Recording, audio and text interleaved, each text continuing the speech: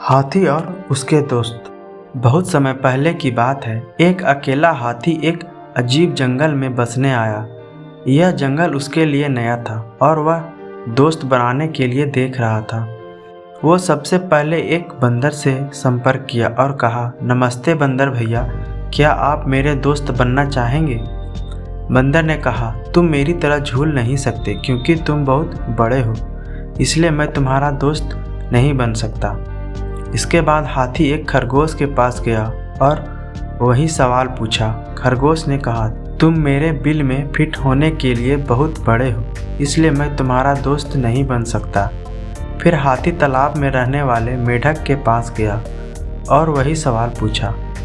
मेढक ने उसे जवाब दिया, तुम मेरे जितना ऊंची कूदने के लिए बहुत भारी हो, इसलिए मैं तुम्हारा दोस्त नहीं बन सकता।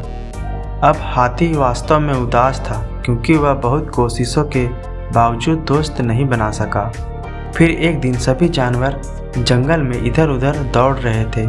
ये देखकर हाथी ने दौड़ रहे एक भालू से पूछा कि इस उपद्रव के पीछे का कारण क्या है। भालू ने कहा, जंगल का शेर शिकार पर निकला है, वे खुद को उससे बचाने के लिए भाग रहे हैं। ऐसे में हाथी शेर के पास गया और कहा कि कृपया इन निर्दोष लोगों को चोट ना पहुंचाएं, कृपया उन्हें अकेला छोड़ दें।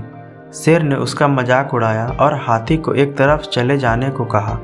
तभी हाथी को गुस्सा आ गया और उसने शेर को उसकी सारी ताकत लगाकर धक्का दे दिया, जिससे वह घायल हो गया और वहां से भाग खड़ा हुआ। अब बाकी सभी जानवर धीरे धीरे बाहर आ गए और शेर की हार को लेकर आनंदित होने लगे।